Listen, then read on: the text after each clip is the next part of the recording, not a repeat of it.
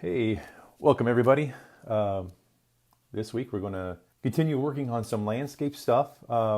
What I am going to do, well, first I prepped my canvas, and it's nice and slick right now. You can just feel the brush just gliding over top of it. I prepped it with just a thin coat of this liquid original. What liquid does is it helps the speed or the drying time of the oil paint. So that worked out pretty well. I have my before that I make sure my canvas was sanded. I primed it with a couple of coats of gesso. I hit it with the sander just a little bit, just to kind of knock down any of the high points. There's still a little bit of canvas texture sticking through there, which is fine. Really, what the gesso does, it acts as a barrier between the canvas material and the oil paint. So gesso it's an acrylic paint that has stone ground up into it with absorbent stone, which makes it which helps take up some of that oil and keeps it away from the actual canvas. Untreated canvas, you put oil paint on it, it's just going to rot over time. The oil's going to get in there, it's going to deteriorate the canvas. So today I want to work on, now normally when we divide our canvas up into thirds, I usually try to keep, well, honestly, I don't want to say usually. I have been keeping my horizon line along the bottom third and then letting the sky be dominant in the composition. Today I want to do something a little bit different. I want to bring the horizon up here. I want to have a little bit more fun with the land and kind of see what we can do with that. Using a minimal sky, we'll see if we can still create that kind of drama. Okay, so today I'm going to use a variety of colors throughout. I'm going to be using some Prussian blue, burnt sienna, some sap green, titanium white, yellow ochre, and some Payne's gray. We're going to start, well, let me just show you. Okay, so I think we're going to put the horizon somewhere in here.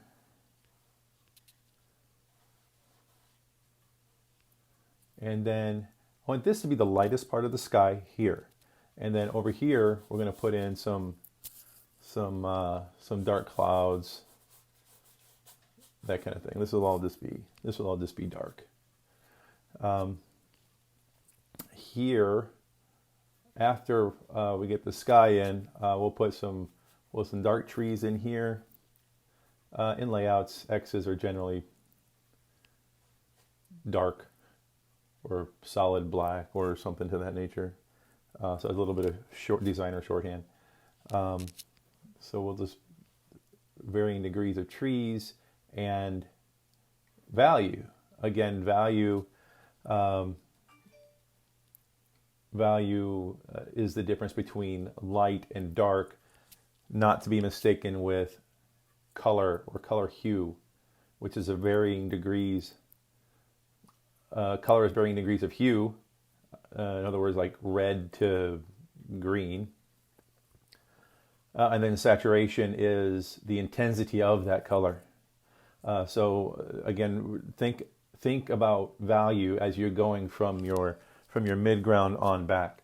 So this will be somewhere mid-ground. So this will be darker than this stuff back here, which will, and remember, the further you go back into the environment, the more that this stuff takes on the color of that environment. So if you have a very warm red environment, the farther back that this goes, it's going to take on more of the color of that.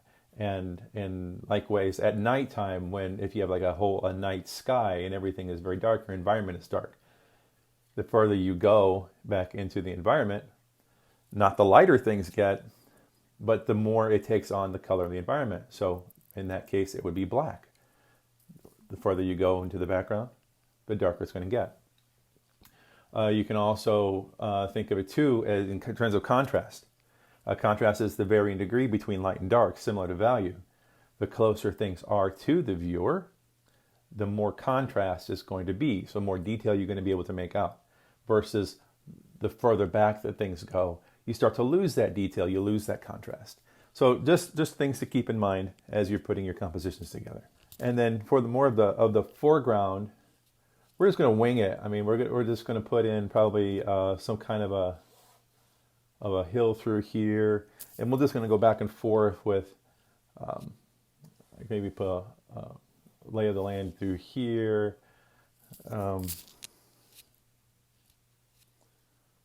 Maybe through here, and keeping in mind now, these lines aren't drawn necessarily just arbitrarily. Keep in mind perspectives and vanishing points. These things all come into play. Maybe we'll have a hill come up here in the distance.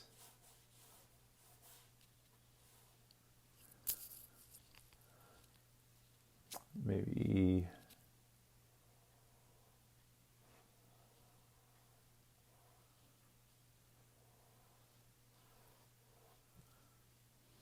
something like that. These clouds aren't going to be too crazy. It's more going to be, we'll have fun with them for sure, but it's more going to be an exercise in value, really. Probably put a smidge of blue down here, maybe up here, a lot of pinky white as we come down through here. This up here is going to be a bit a warmer gray, so we'll probably mix some of this burnt sienna in with some Prussian blue and a little bit of Payne's gray, and we'll kind of get a nice dark stormy looking color up there. All right, let's start. I'm going to put some white on the canvas just to kind of get things going. I diluted it a little bit with some odorless mineral spirits, just to kind of get it up here. Something that we can have to mix with our other stuff. So yeah, don't worry about that. That's fine. So this is already kind of giving me that pinky look. I may add maybe a little bit more pink out of it instead of orange. Maybe what we're going to add, maybe some. I've got some permanent red. You can use that, or you could potentially use alizarin crimson. Doesn't need much, just a little bit. That's already too much. Wipe some of that off.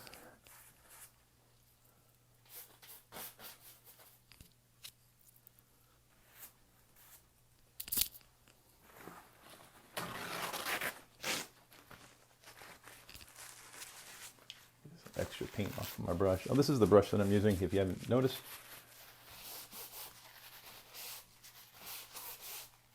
There we go.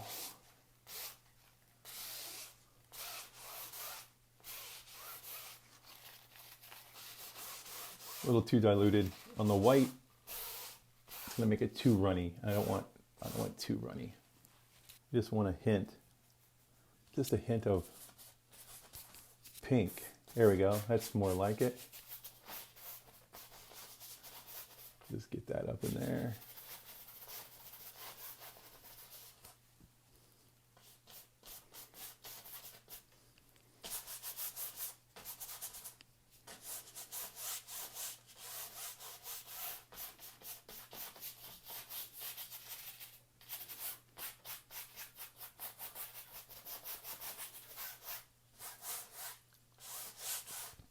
And then we'll bring it down. See, we have the horizon line right here, so then we're going to bring down this color below where I want the horizon line to be. And the reason for that is when I put on the color for the landscape,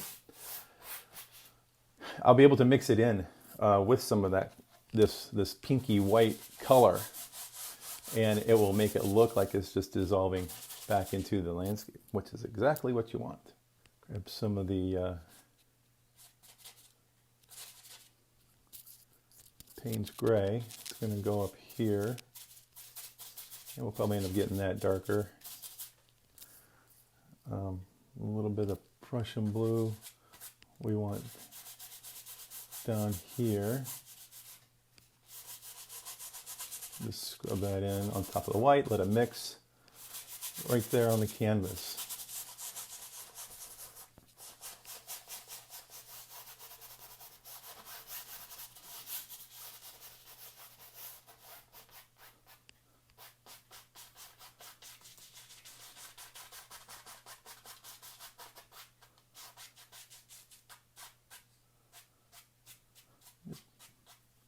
Just get some interesting stuff going on there. That's good. We'll get some over here. I'm not too worried about the brush strokes right now. I'm just kind of blocking in color. We can go through after a bit and blend that out. Just wiping off my brush.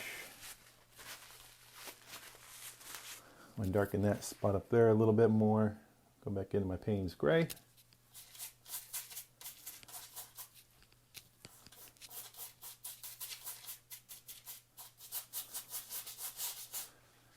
Now, when I tackle these paintings, I normally, I don't like to do a whole lot of planning. I'll go through and I may have an idea of what it is that I want to accomplish overall.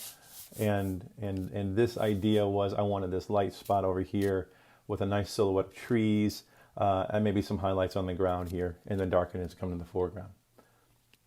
And that's pretty much it. After that, I'm just winging it, really. So what I want to do now is I'm going to blend this.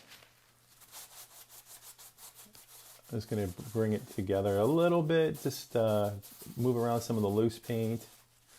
It's going to add a little bit of texture, a little bit of spontaneousness, and it's still very, very loose. And we will be able to go in and fix some stuff as we do this.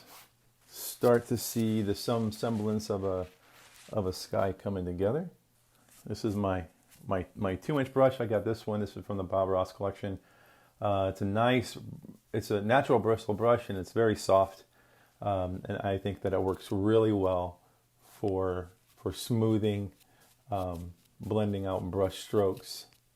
You just need a really light touch. Lift, lift, lift. You're not putting hardly any pressure on this whatsoever. You're just kind of making a little bit of contact with the canvas. And then you just wipe off the brush. Get some of that extra paint off of there. Feel free to view some of my other videos. We've done some other things, tried some other techniques. I cover all kinds of things throughout my videos, from watercolor and acrylics and maybe a little bit of airbrush stuff here and there.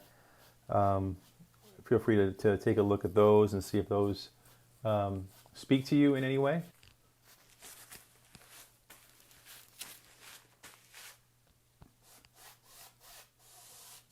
There. And just remember, our perspective, the further things get to the horizon, or the closer things get to the horizon, the further they are away from you, and the distance of measure between these things tends to shrink. So something up here in the sky that would end up going over your head would have a greater distance, perceived distance, than something that was closer to the horizon of the same size. I think it's going to get smaller and smaller and smaller and smaller, until eventually it's just right on the horizon. So that's why I'm using some of these straight lines like this, just kind of flattening out these things right here. Maybe they're cloud bases. Maybe they're not. Maybe it's just the way things are. I want to add a little bit more dark up here. I don't think it's quite dark enough yet, but I mean, I think you're getting the idea. Let's go straight back into the Payne's gray.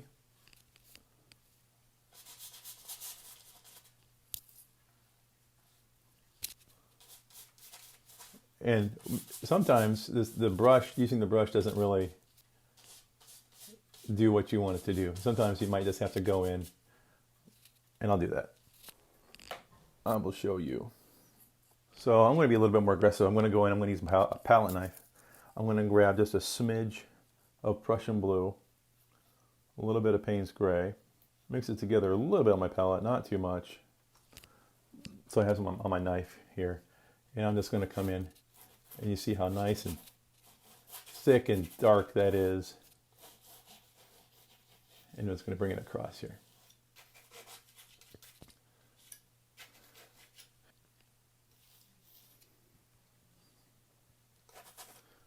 Okay. Now, in the last video, I showed you some finger painting, and I had some comments made. Actually, I posted that video on Reddit for some people to see. And one of the moderators on Reddit ended up banning me from that subreddit because he said that oil painting was toxic and that I shouldn't be showing people how to paint with my fingers. And so I'm going to say this. Oil paints, for the most part, I believe it's wrong to give it a blanket statement to say oil paints are toxic. There are certain oil paints, however, that are not good for you, and that would be cobalts and cadmiums. Those are toxic paints, and I don't recommend using, letting them come in direct contact with your skin. That being said, the rest of the paints, as far as my knowledge goes, are not toxic, and you can let them come in contact with your skin. Now, obviously, with anything like this, wipe off your hands, clean your hands regularly. Don't ingest them, please. Work in a well-ventilated area. You know, all the regular safety concerns that there comes with anything, really. So I say that to preface what I'm going to do next, because I plan on coming right in here and doing this. Because I think that this adds, I don't know, such a character, such a level that you don't get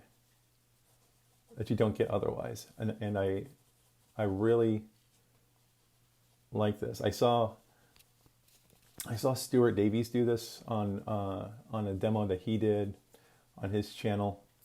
You just wipe off your finger. Good to go. And I tried it once, and I really liked it. I really like the look that it gives. Such a different look and feel from just using a brush, trying to do the same technique. It's just, I don't know, it's just more fluid, more organic, I think.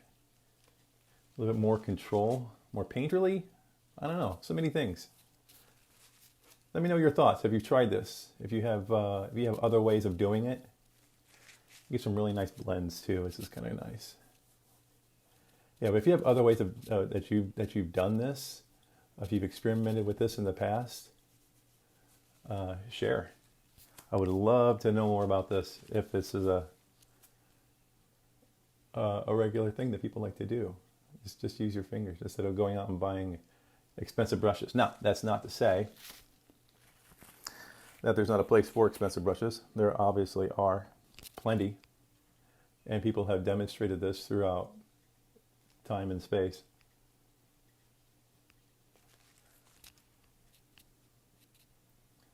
See, I just like how that comes on, and then it just trail it right off. Just gives a life to it. I don't think that you're going to get. I don't think you're going to get it otherwise. You push existing stuff around, it just creates, I don't know if you can see that on the camera, but it just creates new patterns and textures and values and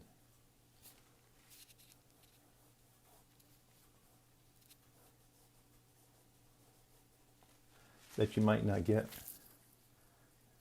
otherwise.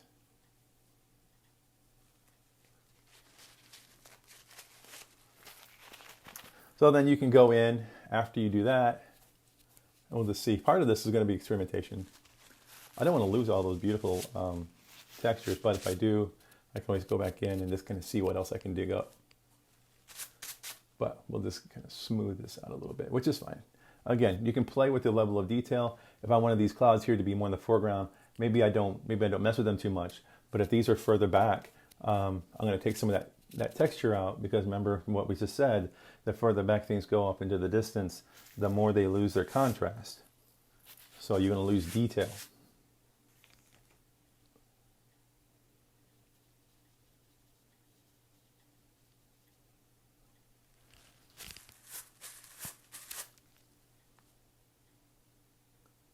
Just light, light, light.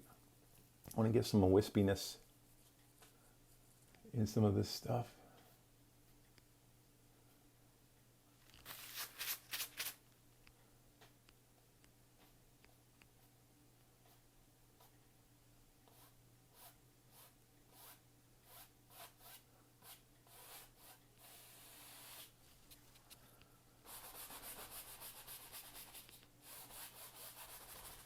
Okay, that's a pretty interesting sky.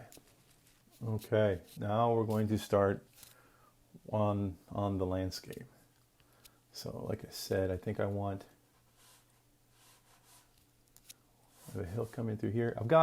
I dipped into my sap green on one side of my brush, yellow ochre on the other side of my brush, diluted with some 50-50 ratio of linseed oil and odorless mineral spirit. So that's my medium.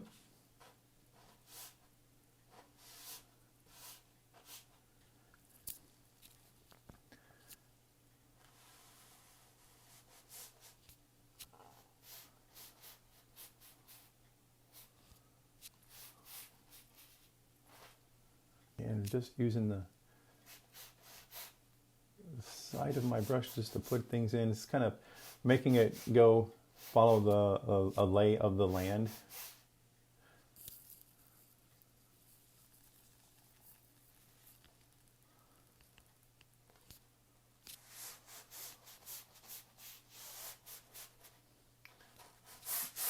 And then here I'll dip into, we'll get this stuff dark down in here, just kind of blocking in some color, getting an idea of where we want things to go.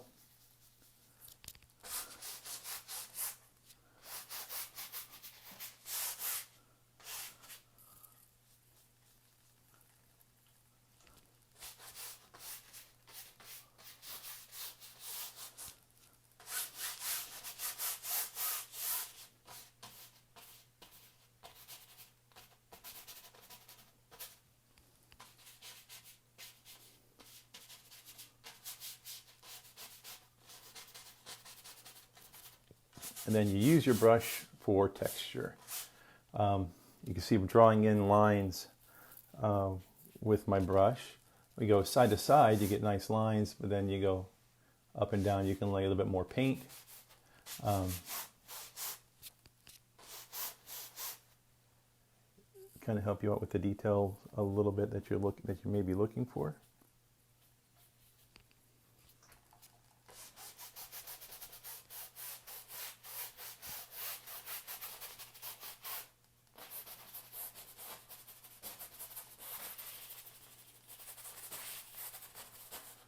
Just kind of scrubbing it on. You're just going to see some of this is you just, especially when you're doing it spontaneously, you just want to see what's there.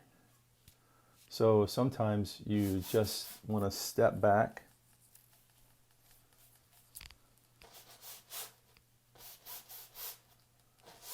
and just see what shapes are starting to catch your eye, how they're working together.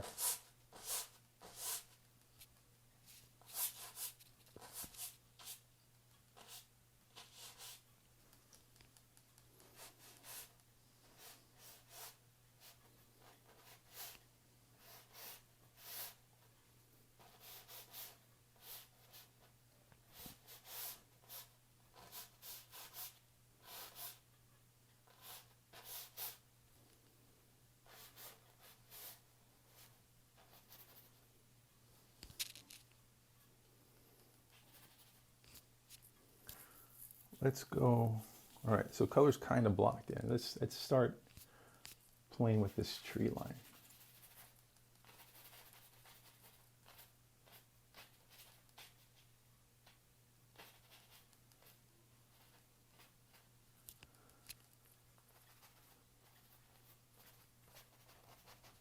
So I'm scrubbing it in, and I'm just letting it mix with some of that color that's already there on the canvas. Again, I'm not being all precise, like I'm not really too concerned with what's happening down below. I'm working on value and shape at the moment, so I'm letting this mix with the whites and the reds, and just let it get diluted as we go up into the distance here. Get smaller and smaller and smaller.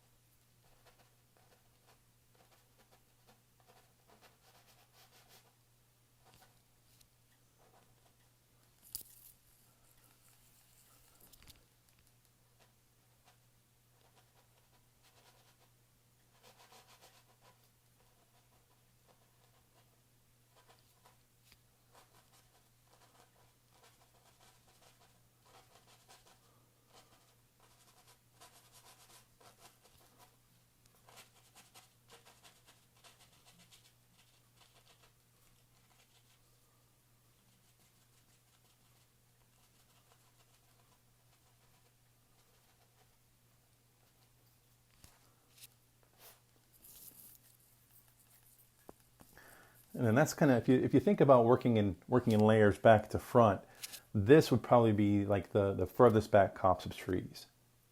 So if we come in here with some more green, more Payne's gray, and just put some more of that stuff on top, and start to darken up some of these areas.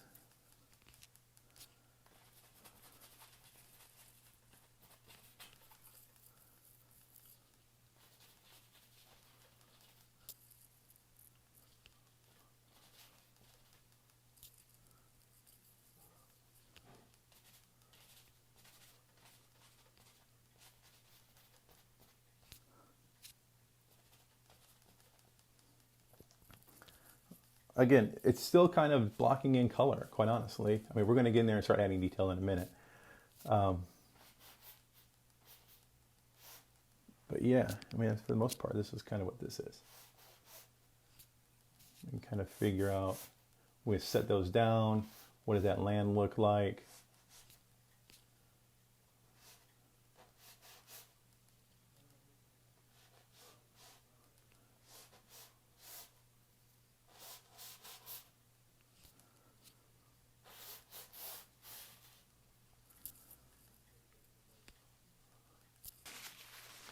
You can use some paper towel to just come in.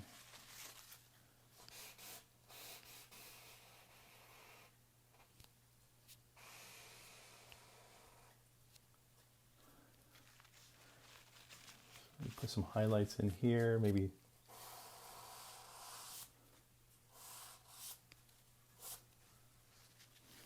push some of that out there.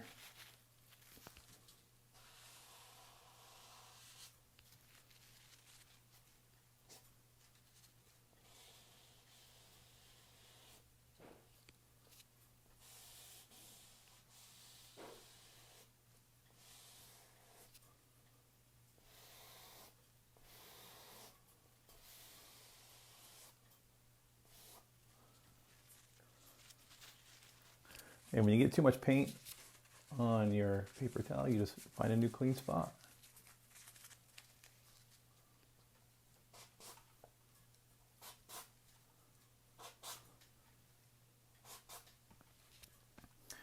Now at the moment I'm looking for value, really. I'm not too concerned with color, where the colors are. I'm just trying to find what's that hidden piece in there. All right, so what I did, I dipped my paper towel in just a little bit of odorless mineral spirits, because you can use that to kind of get a little bit more paint off of your canvas if just rubbing isn't taking it off how you would like.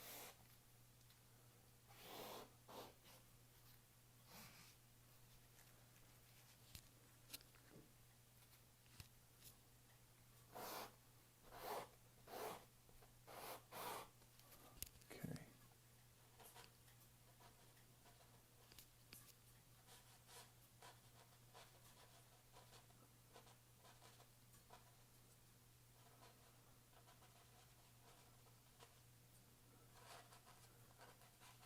So we already have some of those lighter shades up there. So again, those are the ones that are farther back. So if you go over them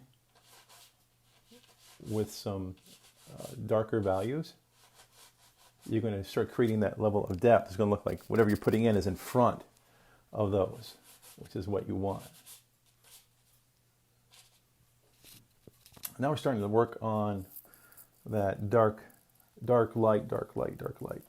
And you want to be able to bounce those back and forth. For example, I could put something here.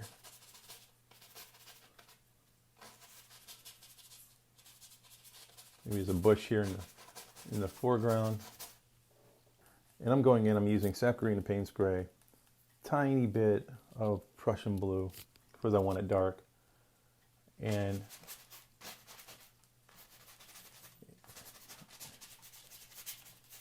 I can go in here and just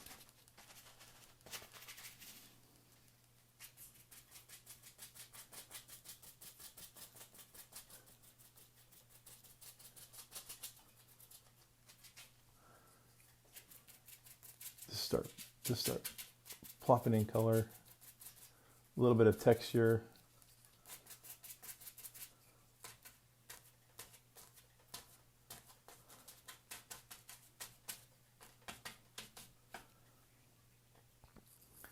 Now let me show you about we can put in and start working on a little bit of detail back here, maybe a little bit right here, and just kind of see what we have coming up with, what we can come up with. So you take some paper towel and you just want a nice rough bit. All right, nothing too crazy. And we'll start here. And you just dab. And you see those marks that I'm putting on the canvas?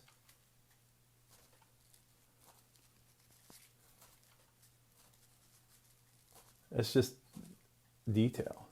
Now, when you do this, keep in mind of your light source. So the light source is over here. So the light's coming this direction.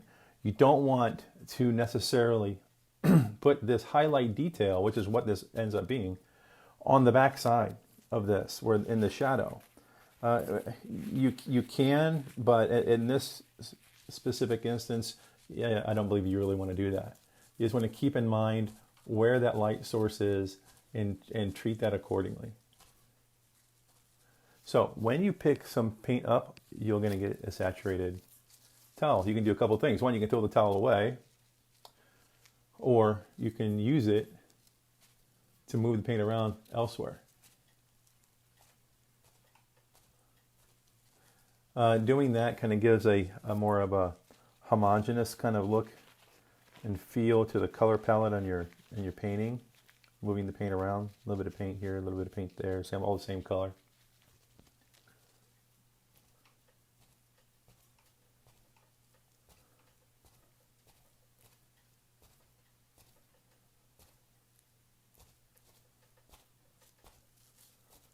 I know this part here was in shadow, but what I'm doing, I'm going to ultimately darken this area up, but the area that I want to darken, I want some of the light values to kind of show through.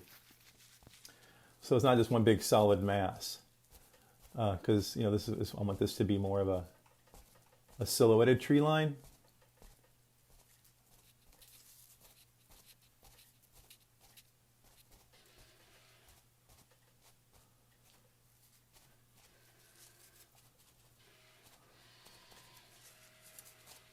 But I still want it to have some detail in it.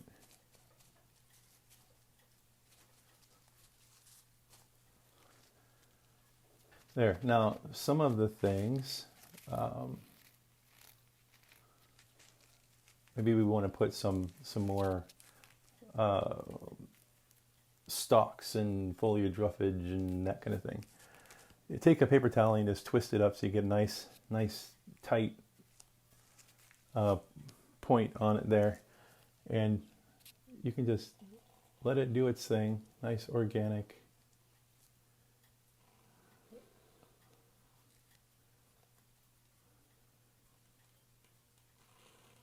Nice organic bits. Twist, let it twist and pull, and just let it do its thing.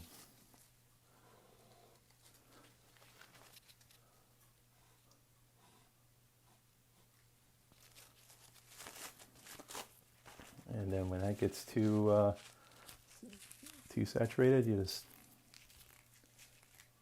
make another one.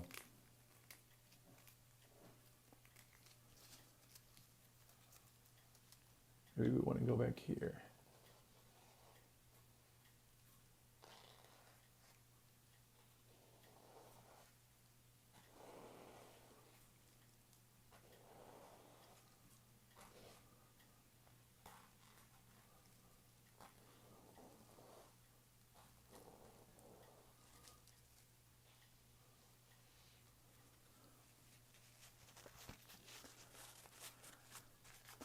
Now you just don't want those lines and streaks on there, so you can cover them up a little bit. You don't want to have the straight lines.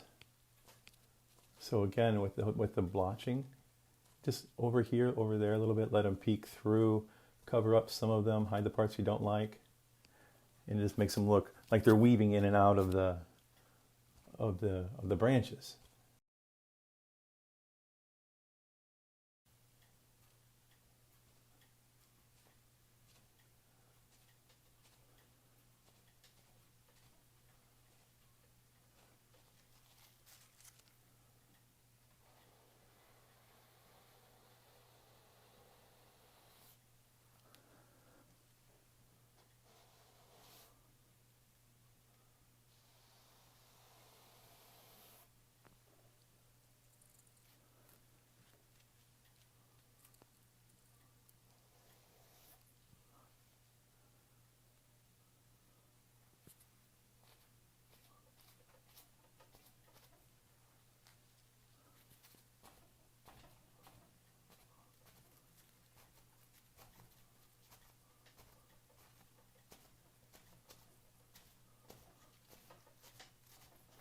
Twist and turn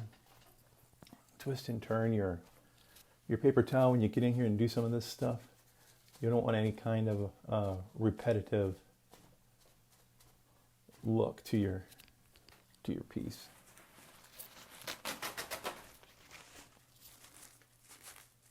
I want a nice longer piece here, and we're going to make a little bit of a whip. I'm just going to come in. This is usually, I would usually reserve this for the foreground. It's a nice long piece right here, and I'm just going to smack the canvas. You can see this.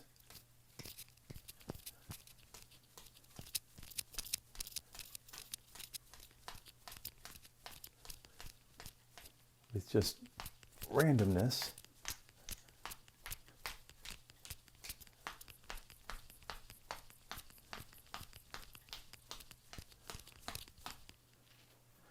To kind of add more implied detail.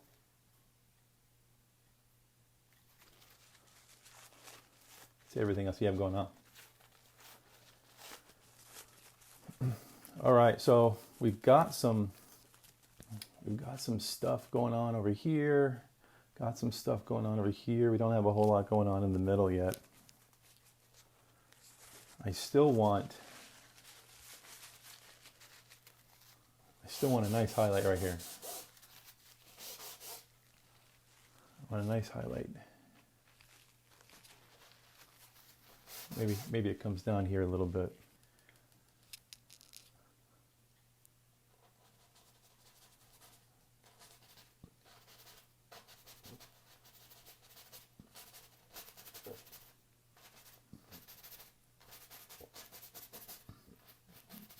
normally I would suggest you work from the top of the painting down because you're kind of working from the back to the front, so it's okay if you paint over things.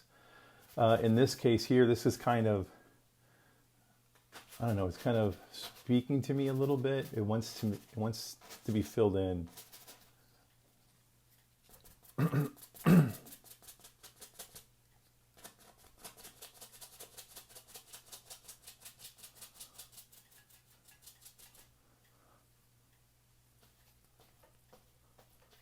So just use your brush, go into your, sometimes just go into various colors. I'm dipping into my Payne's Gray, Sap Green, a little bit of Burnt Sienna.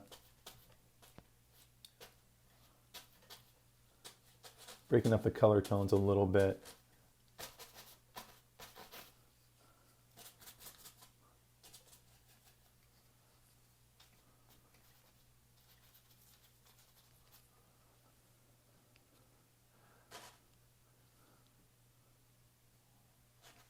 Yeah, start to get a feel for some of this stuff.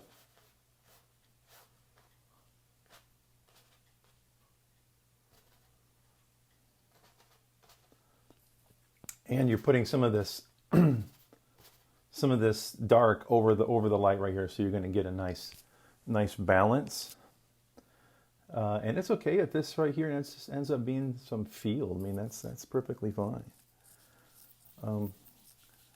I'm going to take some of that pinky white that I used up here for the sky. I'm going to bring it down into my sap green a little bit, just to kind of get a little bit of a lighter tone. I want to play with this area right here, adding some more vegetation, a little bit more texture, kind of break up this area. Plus, I want to leave that highlight right there. It's kind of feels important to me that it needs to be there, so we'll just leave that there. We'll bring this together, and we will be able to, we'll break it, I say bring it together, but we're going to break it apart, but I'll show you what I mean.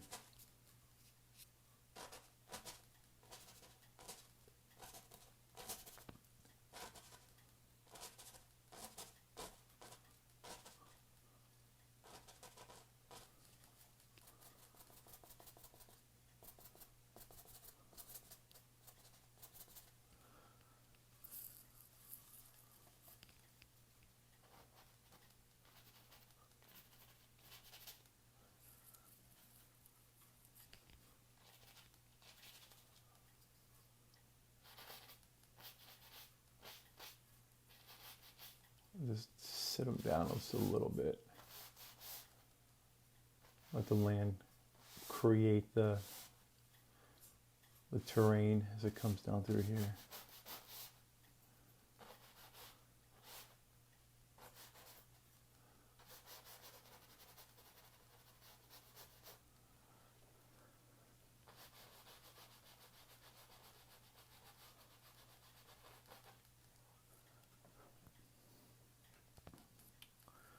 There, and then again, we can come in, we can take a paper towel, and we can break this apart. Like I said, so this is going to be light, this light area right here, on top of that dark background that we just put in, or darker background.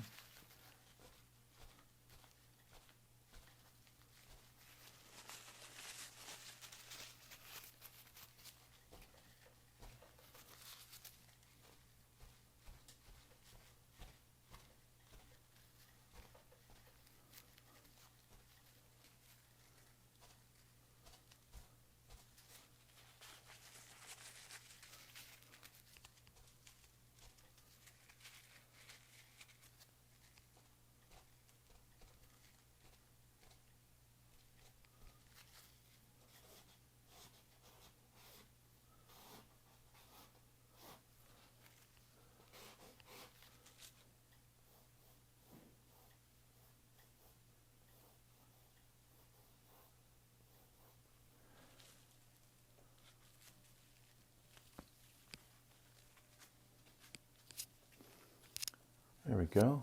Now let's do something with with this. I'm feeling I need a little, I want to break this up here just a little bit. I want to go into a little bit smaller brush as I'm working more into the background. I'm just going to grab this brush. I believe it's like a 3/4 inch. It's a natural bristle brush. I'm going to use the same techniques. Just going to scrub it in and just kind of just block in some color.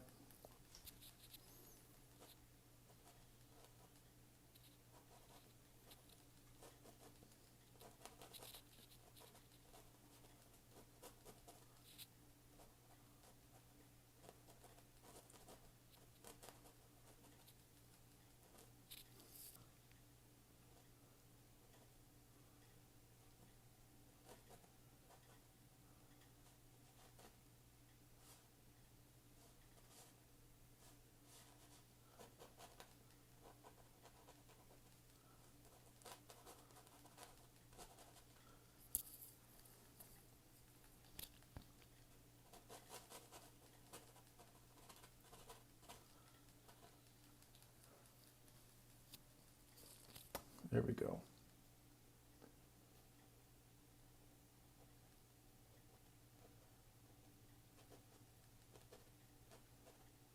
Just adding some, continuing to add some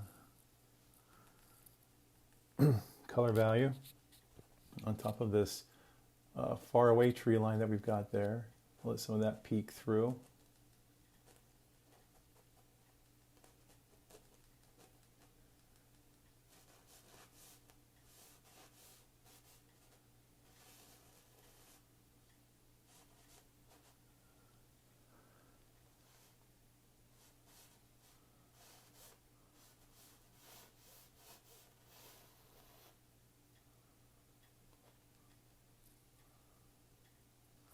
And then I'm going to go to an even smaller brush just for some of these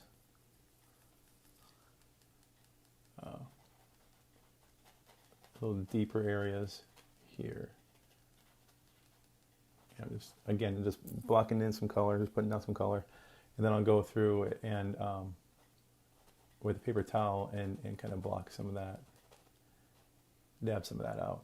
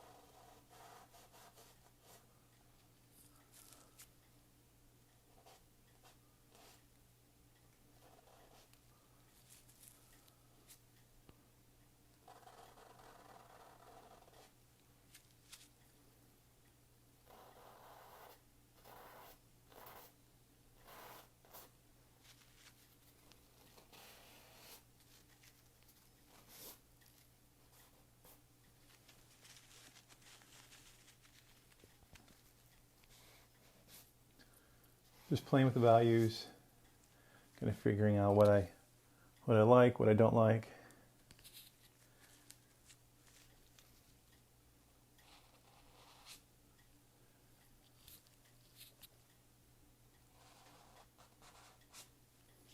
Okay, now we'll go in and we'll start playing with some of the textures on this new foliage that we put in.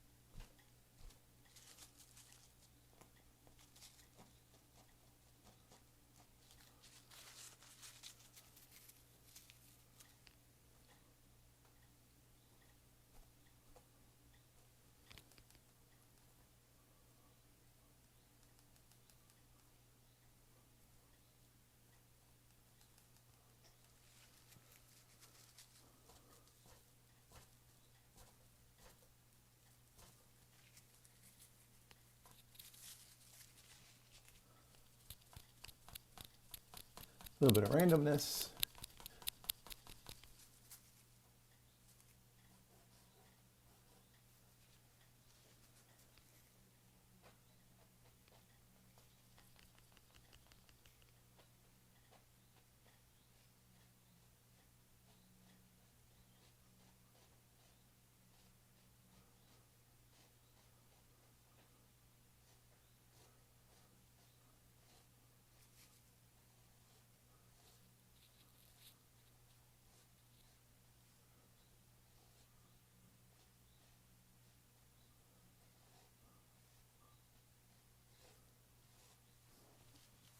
Yeah, that kind of breaks that up a little bit there, and then we can go in and put just a few sprigs of leaves or something on maybe some of these saplings to help make those trunks read a little bit more.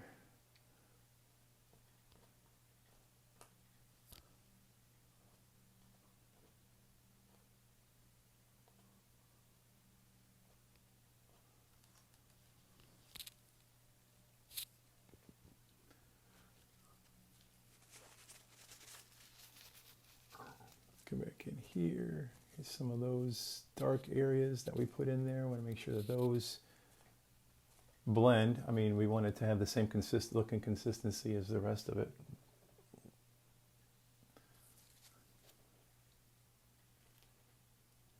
So what I do is I just put a little blob of dark in there, and then I can hit it with some paper towel for some texture. Yeah, we can do the same thing with this kind of stuff here. Hit it with a little blob of dark.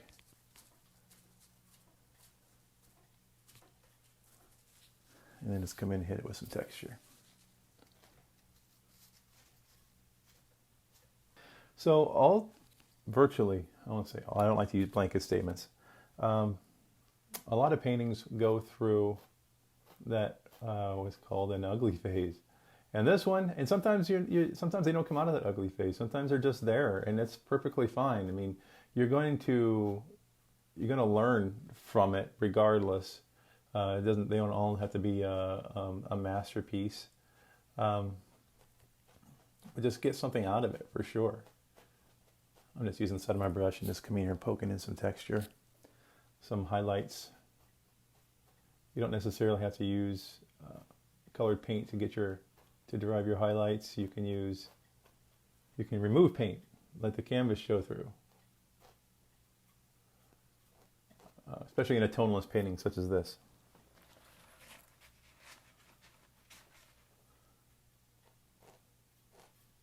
Just wiping some of the paint off of my brush, that way I can scrape some of it off using the bristles, and it just looks like, little grassy bits way off in the distance there.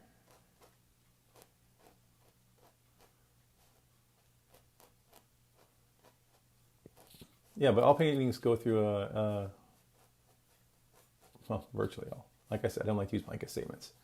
A lot of paintings go through these ugly phases, and this one I wasn't completely sure that was going to come out of it, and I think we pulled it out there, and I think it's looking kind of cool.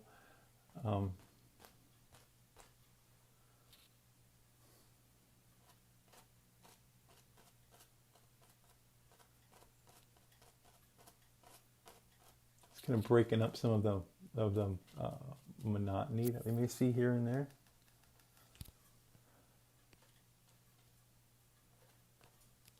Adding in some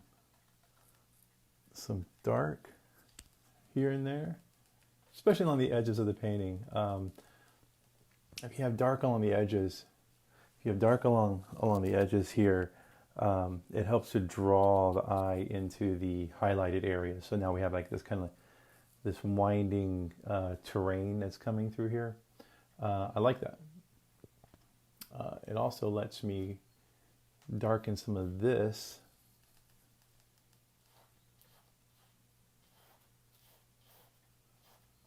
A little bit more.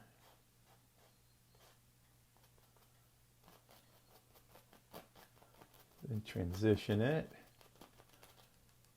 A little bit of texture to it. I'll show you why I want that here in just a second. We like to have the lights and the darks play off each other, right? The answer is yes. So I put that right there, and what I'm going to do is, wad up my paper towel, get some nice texture, and I'm going to come right in here and kind of add to the top of this bush that we have right here in the foreground, so that it plays a little bit nicer with that background stuff that we have going on. It breaks it up, makes it a little bit, it differentiates it a little bit more from the terrain in the background.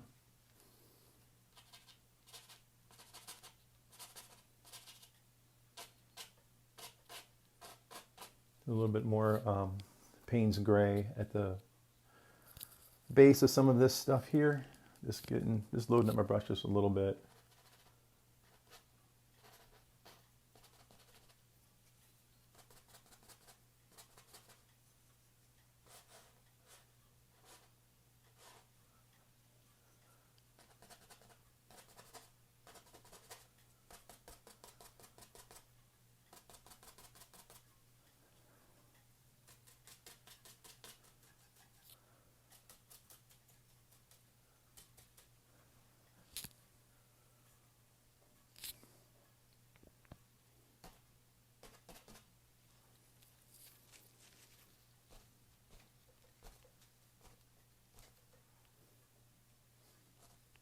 You just take a step back every now and again. You just kind of look in there and just look and see, are you missing something? Do you need something? Is it balanced? Do the articles in there that you put in there, your design elements, do they read appropriately?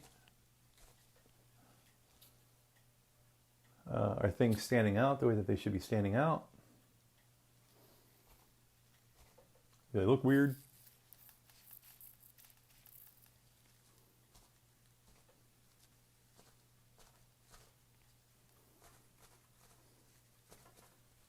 They look monotonous. I don't want things to look monotonous.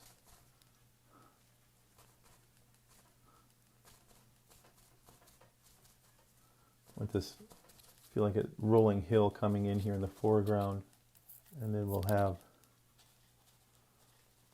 it going right behind this bush right here.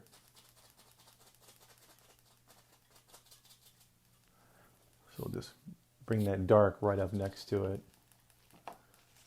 And then we can put a little bit of texture in there just to kind of make it look not so purposeful.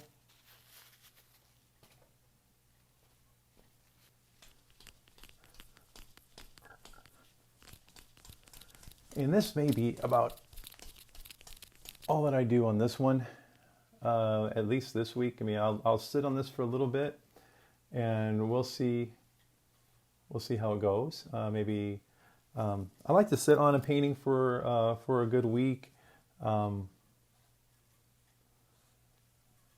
then if it speaks to me that it needs further attention, then and then at that time we can get in there and see what we can do with it. If it's time to move on, then it'll just be time to move on. But I don't know. We'll see. This is a pretty interesting piece. I haven't done anything quite like this before, which is always awesome. I like how these trees jut up past that horizon line and break that. I don't know. Maybe it doesn't go off into the distance enough for me. Maybe after it dries, I can come in and push some of these further things back. This feels like it's a hill going over here, which isn't exactly what I intended, but I like it. I like it for how it is. This almost needed to be coming right across, but I mean, I like it. It's different. I like it. It's okay.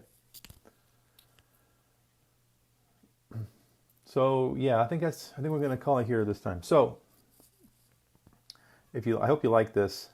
a little bit different kind of way of doing things. Like, comment, and subscribe. Let me know what you want to see.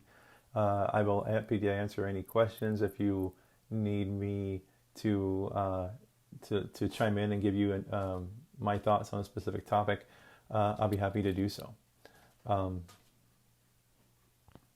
In the meantime, happy painting, and I will see you guys next time.